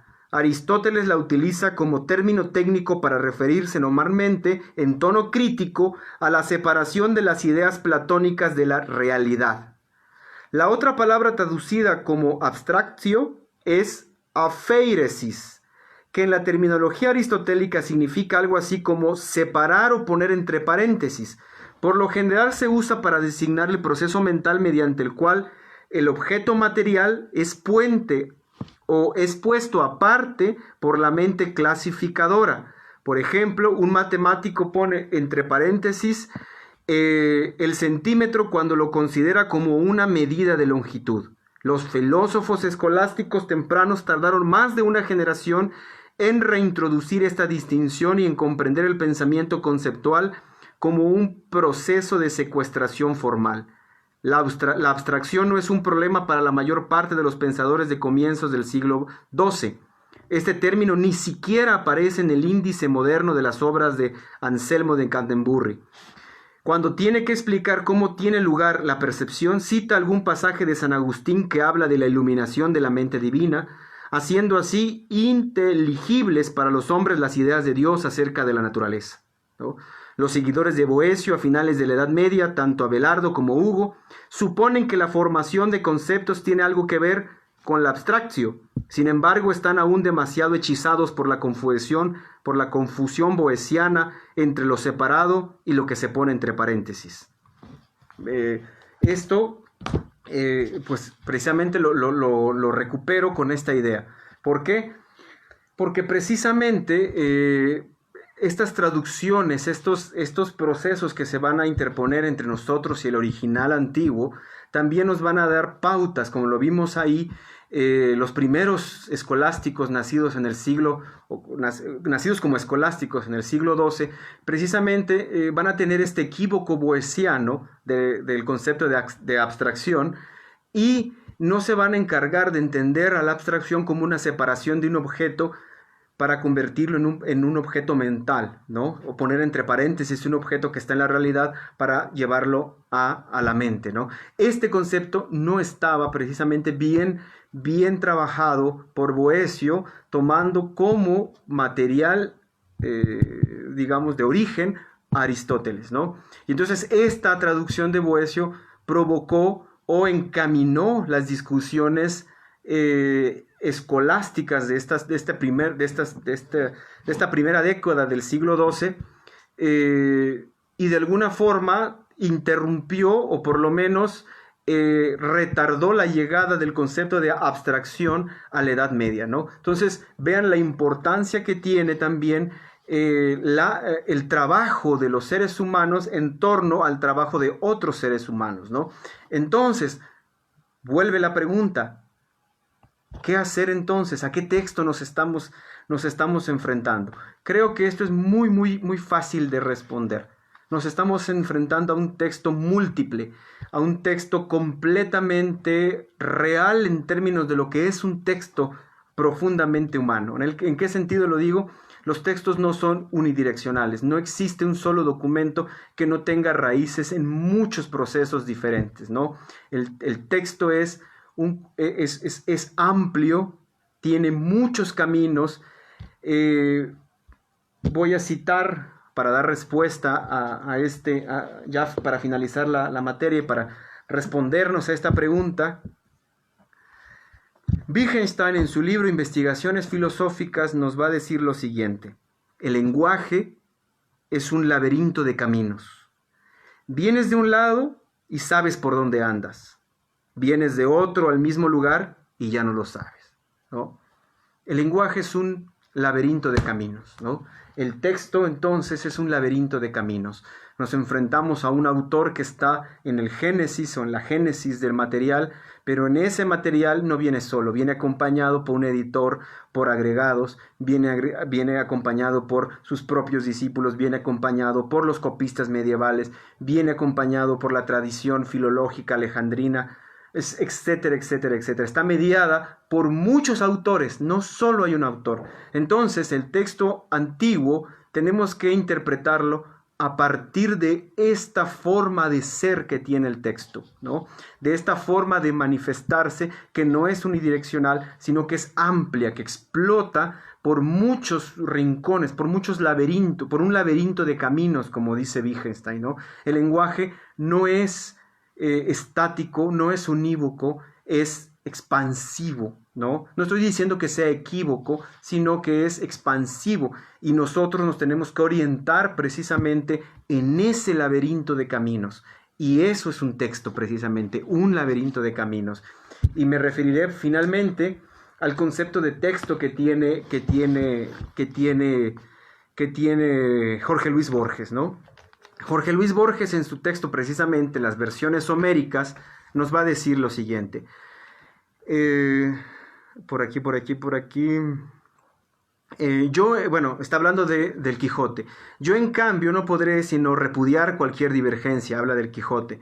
El Quijote, debido a mi ejercicio congénito del español, es un monumento uniforme, sin otras variaciones que las deparadas por el editor, el encuadernador, el cajista. La Odisea, gracias a mi oportuno desconocimiento del griego, es una librería internacional de obras en prosa y verso, desde los pareados de Chapman hasta la versión autorizada de Andrew Lang y el drama clásico francés de Bernard y la saga vigorosa de Morris y la ironía novelesca burguesa de Samuel Butler. Abundo en la mención de nombres ingleses porque las letras de Inglaterra siempre intimaron con esa epopeya del mar, y la serie de sus versiones de la Odisea bastaría para ilustrar un curso de siglos.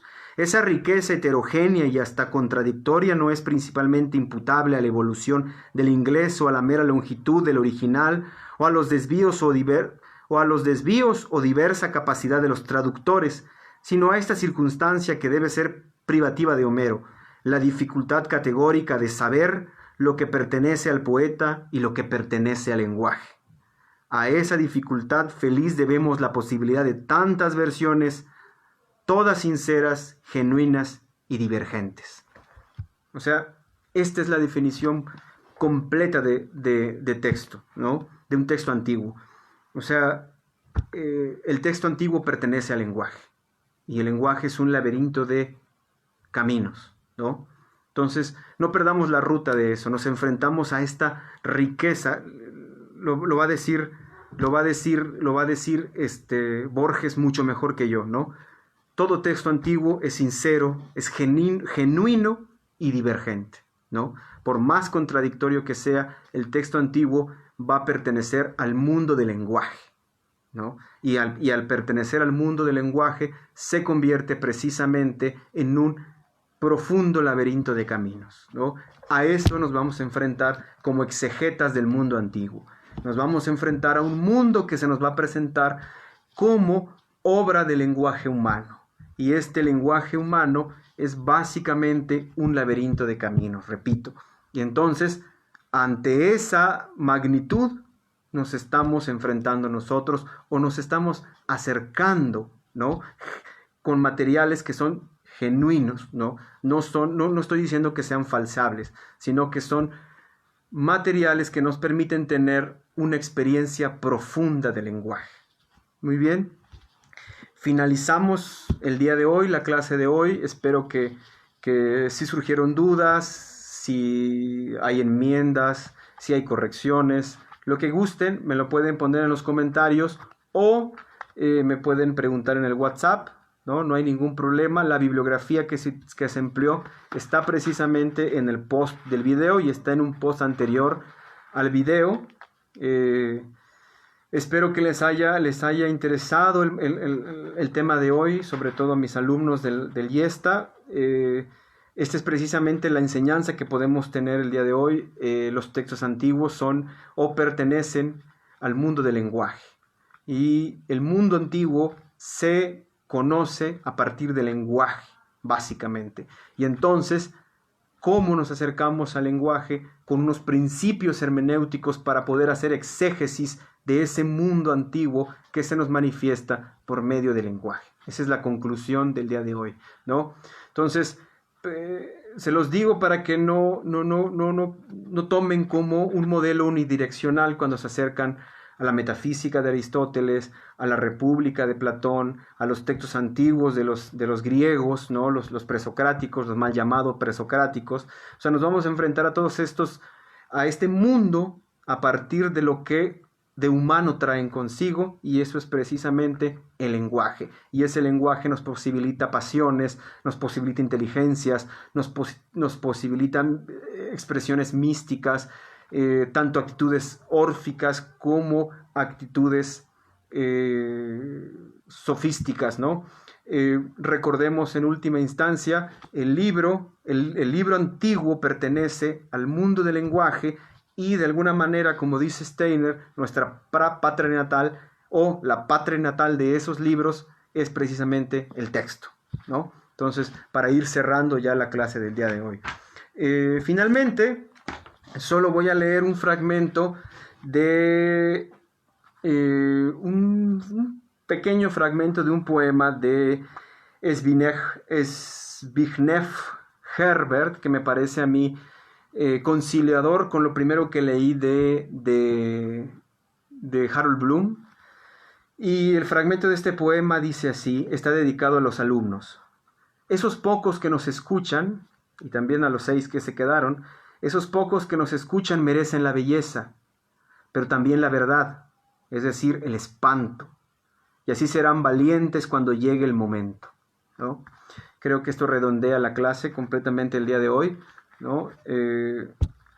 Todos merecemos, como decía Harold Bloom, al final la mente siempre busca su coto de belleza y su coto de verdad, pero esta verdad precisamente está contenida en el espanto que nos causa la existencia. El espanto no en su versión negativa, sino en su versión más humana, ¿no? La perplejidad, lo sublime, como lo llamaba Kant, ¿no? Que nos puede horrorizar, la belleza, pero también la parte terrible del mundo nos debe formar, ¿no? Nos debe acompañar para que cuando llegue el momento seamos valientes, ¿no? Valientes como una virtud, como lo decía Aristóteles, ¿no? Como una virtud que está ahí y que nos ayuda a orientarnos en el mundo. Muy bien, cerramos el día de hoy entonces la clase. Repito, cualquier comentario, cualquier necesidad que tengan, aquí estamos, ¿no? Se me olvidó citar hace rato una anécdota muy bella ya solo como coda a esta clase, una anécdota muy bella de Zenón. ¿Por qué lo digo? Porque nos hace referencia también a cómo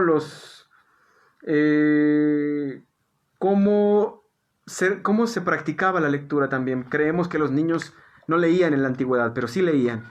Dice de Zenón, el filósofo, dice Diógenes Laercio.